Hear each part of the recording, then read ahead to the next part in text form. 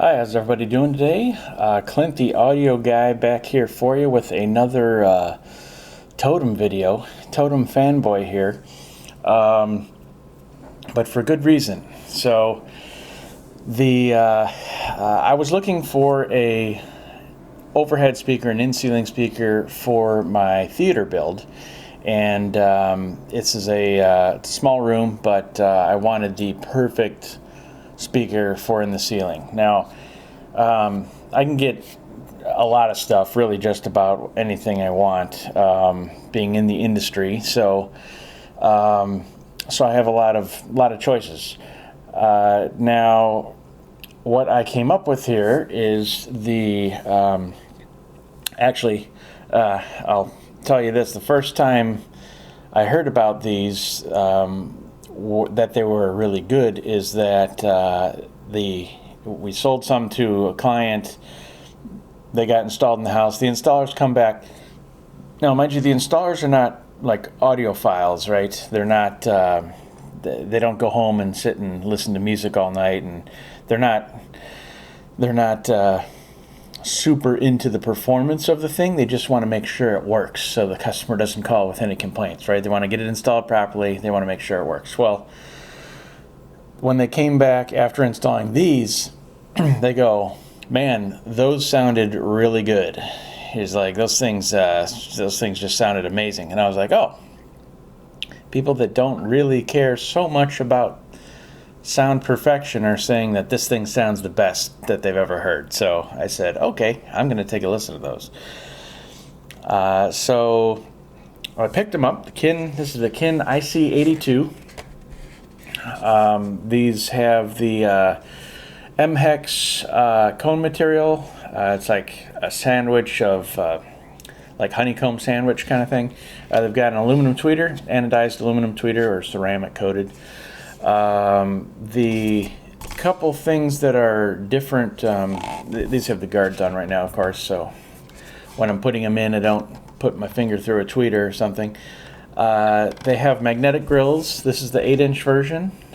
They also have a pretty unique feature, this low volume intelligibility switch, which is essentially at low volume levels you kind of lose some dynamics on speakers sometimes. So if the primary use for the speaker is background music, like in an office or something, or a business, for clients, you turn that on and it boosts mid-range intelligibility, like vocal intelligibility, and bass. Fills in the bottom end, because that's the things you kind of lose when the sound goes down to lower levels. So those will be off in my theater because they're going to be full, they're going to be as loud, they're going to be a reference level. So I don't want that. You don't want to use that feature if you're going to be playing them loud. The other thing I really like, I painted my ceiling black, and these look really good with the grills off, which I'll show you in a moment in my theater. But so I'm just going to leave the grills off because they match. They kind of blend right in with the ceiling. Now they've got these nylon dogs that are actually a stronger plastic material than is up here, so they can take some torque. This is what clamps down on the drywall. They can also they can take double thickness of drywall. So if you're one of those guys that puts two sheets of drywall on the ceiling and going for mass, it'll still work. It'll clamp it. The crossover components are high quality. They're around the bottom. The binding posts will take 12 gauge speaker wire. That's the max gauge for the binding posts, which is what I'm running, 12 gauge. There's a little room in there too, so you could probably trim a few strands off 10 gauge and still squeeze it in there. But nice stiff spring clips. The other kind of unique thing for a in-ceiling speakers, these are cast aluminum frame baskets, so they can use a really big spider, really nice suspension system on the driver itself, so it can take a good amount of power. They spec these to have bass down to 38 hertz, which is really low for a in-ceiling speaker. but so they're nice and full range. But to get a heavy cast basket like this on an in-ceiling speaker is almost unheard of. Usually they're stamped steel. Now they do have a series below this that uses, for a bit less money of course, that has the polypropylene drivers, and it goes to a stamp basket. So there is an option if you didn't want to spend this much. Now right now these are about $800 a piece, to give you an idea price wise. It sounds expensive, but then you start going over all the little finer details of it, and it's actually a really nice speaker. The off-axis dispersion, or just the dispersion in general of the speaker, is 75 degrees, which is very wide dispersion, very characteristic of Totem. Totem is all about wide dispersion. So I can plop them in the ceiling, and every seat, you know, I'm going to have a row of 4 seats, every seat's going to have a really good sound stage from the ceiling. So that's cool. Another thing is the drivers are made out of an impermeable material, so they are weather resistant.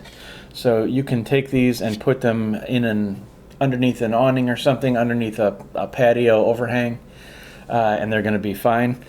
The other interesting thing to note, because this is a problem with speakers that don't have weather resistance, is that all the hardware, the screws in this, are stainless.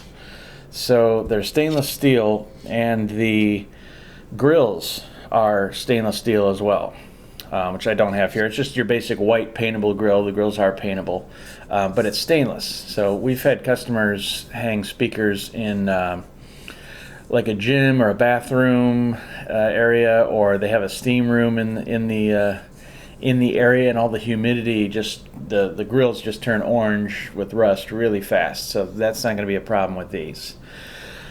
The other neat thing is that they offer back boxes, but these aren't like your typical back boxes that a lot of companies have. And there's also ones from Dynamat which are pretty cool, the Dyna boxes, but those are retrofittable. These are made exactly for this speaker. So they're made out of this kind of really rigid plastic. They've got another set of spring terminals here, and then they've got wire inside. And just to make sure you're all set to go, the connections are all epoxied, so these screw terminals can't come undone. The wire is soldered to the terminals. It's screwed in with a little clamp here, and then it's wrapped in foam. And it's the exact length you need to get from your, where is it? Your spring clips. Where'd they go? There. It's the exact length of wire you need to get from your spring clips to the terminals. Anyway, without vibration, with the foam. Now this also fits. Let me show you here. There's a little. There it is. There's a little arrow that lines it up. So we got another little arrow on here. You line it up with that. Just doing this on the fly there, and you see how it lines up and it fits, and it creates a whole sealed enclosure. Then you have 4 screws. You put the screws in the corner. It compresses the gasket all the way around, and it makes a fully enclosed speaker. So this helps with sound traveling to other rooms. It cuts down, I forget how many decibels, 26 dB or something from sound coming off the back of the driver itself. It also will keep debris and insulation and other things from getting into the back of your driver. So I got the back boxes for mine, just so it performs as good as it possibly can, and I don't have sound blowing out into the unfinished side of the basement. I want to keep it kind of in the theater. And there's a bedroom above the room, so there's nobody here, but if there ever is, then it'll keep sound out of the bedroom a bit more. But it creates a really rigid sealed enclosure. This is like the nicest custom fit back box I've ever seen. So that's pretty cool. Now I will show you how I'm installing them in the basement, because the other thing I want to recommend if you have the ability to do a pre-construction bracket, use the pre-construction bracket. And I'm going to show you why. Anyway. Okay, so this shows you the Totem Kin IC82 installed. It looks really nice in the black ceiling without the grill. But here is the pre-construction bracket. I have this one out so you can see. In here we've got a tab that this wire is just hanging here, that is screwed up to the joist, and then you have a ring of plastic all the way around, which is nice because there's 4 dog ears on a in-ceiling speaker, and they clamp down, but it's not really clamping the drywall in a spot, because drywall is a little softer, right? It's clamping this ring because there's a flange that goes all the way around, so it's providing even pressure all the way around the drywall and supporting it really nice. So there's the 12 gauge wire, and I'm going to install this one, and my Atmos speakers will be done. Anyway, Kin IC82, these things are pretty sweet. You guys have a good one. Thanks for watching.